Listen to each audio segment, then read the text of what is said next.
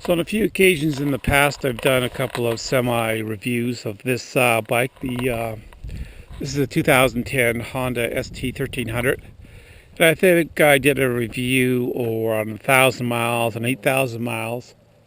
And also did a review of why, or an explanation of why I purchased this bike. And I've had it now almost just over a year. And now it's got 18,000 kilometers on it, and pretty much all highway miles. This is the kind of thing I'm riding on today. It's basically a totally empty highway in the mountains of British Columbia. It's got some nice curvies up there. So if you're doing some high-speed touring, this is a pretty good bike for that kind of thing. But you know, nothing's perfect, and this video is pretty much entitled Nitpicking the 1300, because there's a few things about this bike I definitely change, and that I don't know why they did what they did kind of thing. First thing off, the price of this bike is pretty outrageous, I think. In Canada here, the manufacturer suggested list price of this bike is $19,000. $19,000. I didn't buy it for that because mine was a 2010. They knocked about $3,000. I think I got it for $15,400. But in this day and age, you can get a lot of really outstanding motorcycles for $19,000. And I think when they set the price of this thing, there wasn't as much competition in the motorcycle industry as there is now. And that $19,000, like I say, could buy you a heck of a lot of nice bikes.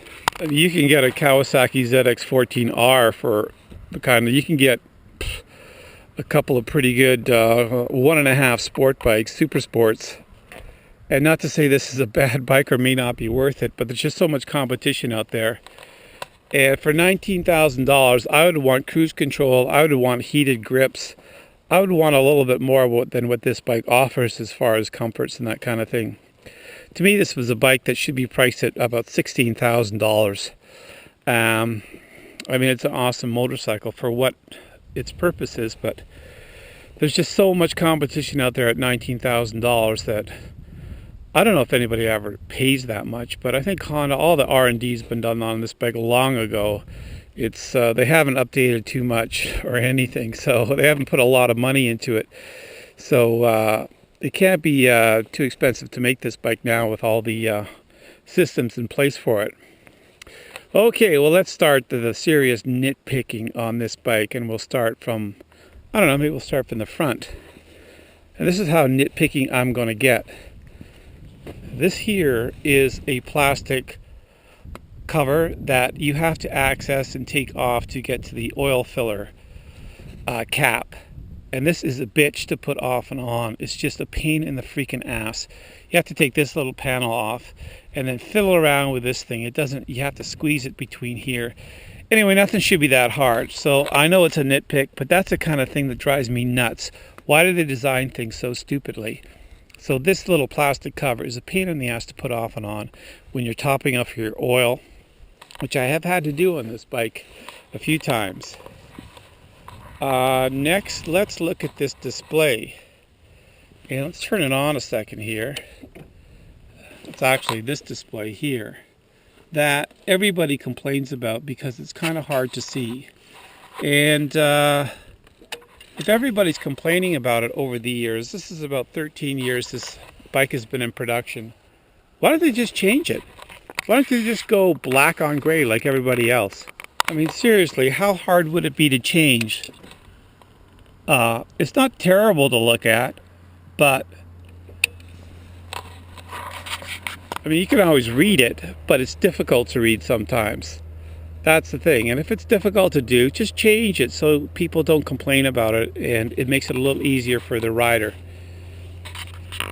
Okay, everybody knows the cockpit dash area is a little dated. I mean, spend some bucks updating that. Give me a digital speedometer and something a little bit more, less like a car, more like a motorcycle. Maybe in 2002 when they built this car, or bike car, it looks so much like a car. It looks like right out of a Honda Accord. But, you know, people want a motorcycle look. Update thing. It's been years and years and years that you've had the same look up here. how much would it cost to actually update the dash area? And while we're speaking of gauges and whatnot, still no gear indicator. $19,000, I want a freaking gear indicator. People say, oh, you don't really need it. Sure, you don't need it either. You don't need a speedometer, but it's handy to have. Get a freaking gear indicator. It's too late now. I mean, they're not going to do anything with this bike now, but to me, that's a huge omission. Speaking of gears, 5 gears in this bike, just not enough. Because when you stay, it takes pure premium fuel, and this thing gets about 17 kilometers to a liter, 16 to 17 kilometers to a liter on the highway. And at an indicated 120 kilometers an hour, this motor is turning at 4,000 RPM. The kind of torque this motor has, easily you could drop that 500 and let yourself cruise at 3,500 RPM. Save some fuel. I'm paying $1.45 a liter for premium fuel what this thing takes, and every little bit helps. So if you go to pass, shift down a gear, blah blah blah. It's nice to be always in the power band when you're cruising down the highway, but it's you don't need that kind of power level. 3,500 or even less, you could still cruise at this thing on 120 kilometers an hour. Or, of course, more. You want to go to pass, just knock her down a gear, no problem. But 5 speeds, just not cutting it for fuel economy reasons specifically. And now for some extreme nitpicking. In order to put your kickstand down, you have to fit your heel between this peg and this center stand lever here. And now that might not seem like a big deal, but when you're actually having to look down to see where your heel is to knock that kickstand down, to me it's just poor design. They could have done something better. I don't know what they could have done, but somebody could have come up with something to make it a little easier to put your kickstand down. It's one of those little irritating things that bother you every time you perform that action. And I guess my number one nitpicking gripe about this bike is that the motor is too damn quiet. It sounds a little odd to say, but this is a motorcycle, and you want to be able to hear your engine talking to you, or even your whole motorcycle. It's called communication between you and your bike. And it's really difficult when your motor is the whole drivetrain is so quiet that you're constantly, this is the only bike I've had that I'm constantly looking at my tach to see what's going on. A motorcycle to me it doesn't have to make a crazy sound like some Harley with aftermarket pipes, but it should make some kind of nice, raspy, growly, some kind of music. And this motor is just too darn quiet.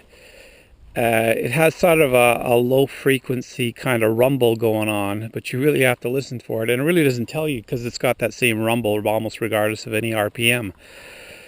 So that, I think, is the number one thing about this bike. It's too quiet. It's like a stealth bike, and it's almost like electric. The motor's great. I mean, it's got tons of torque. It's pretty much vibration free. But it's just almost like an electric motor. And when you're on a motorcycle, I think you want to hear those pistons going up and down and explosions happening and that kind of thing. So I don't know what you could do. I mean, that's the way it is. I mean, it's kind of nice on a long distance ride maybe to have a quiet bike because noise does fatigue. But it's a little bit too far on the other end of the spectrum here. This bike is too damn quiet. Okay, well, that's all there is. That's all I got against this bike. Sounds like a lot, but those are nitpicky things. This is a marvelous motorcycle. If I could only get one bike, it wouldn't be this one, though. It's a little too heavy for the city. I usually ride it on the highway. So if you get a motorcycle designed for what it's supposed to be designed for, it's always going to be rewarding. Don't buy a motorcycle that is a do-all everything and does nothing really well. No, it's just too heavy for, not flickable enough, let's put it that way, for in-city kind of traffic. But I hardly ever ride that way, so for a nice ride like I'm having today, it's an absolutely ideal, perfect motorcycle, other than the little nitpicks I talked about.